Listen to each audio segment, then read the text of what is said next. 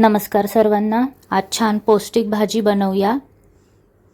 तर आज बीटाची भाजी बनवत आहोत। जाड किसणीने बीट किसून घेतलं एक मोठं, कढीपत्त्याची पाने घेतली आहेत, कांदा घेतला आहे, कोथिंबीर घेतली आहे।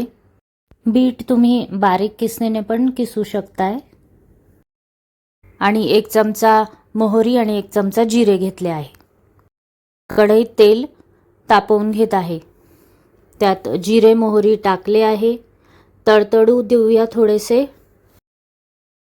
लगेचच कढीपत्त्याची पाने टाकायची आहे। या पानांनी खूप छान टेस्ट येते भाजीला। आणि मोठा कापलेला एक कांदा टाकला आहे। कांदा छान फ्राय होऊ देऊया। तो छान मऊ झाला पाहिजे, म्हणजे टेस्ट अजून वाढते। त्यानंतर हळद घातली 1 चमचा। छान परतवून घेऊया। हळदीमध्ये रंग छान येतो।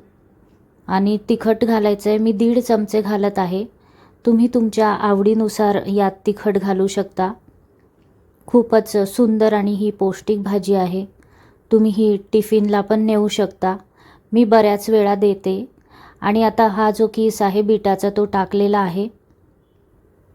छान परतवून घेऊया। खूप सुंदर सुगंध आलेला आहे।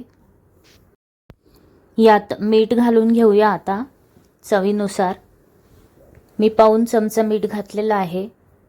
आणि छान हलवून घेऊया याला। पूर्ण मीठ पूर्ण पदार्थात लागलं पाहिजे। आपण पाणी यात घालणार नाहीये, कारण मिठाने बऱ्यापैकी पाणी यात येतं। आणि कोथिंबीर थोडी टाकली आहे, बाकी आपण नंतर भाजी झाल्यावर टाकू। आणि आता थोडं झाकण ठेवून देऊया। ही भाजी भाताबरोबरही छान लागते।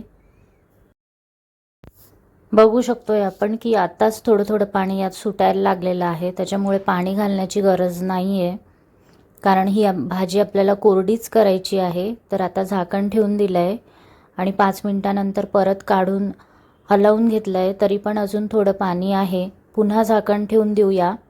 आणि कोरडीच करायची आपल्याला भाजी, म्हणजे टेस्ट छान येते। आता बऱ्यापैकी कोरडी झाली आहे। वाफेवरच ही छान होते भाजी। आणि आपली भाजी रेडी आहे, सर्व केलेली आहे।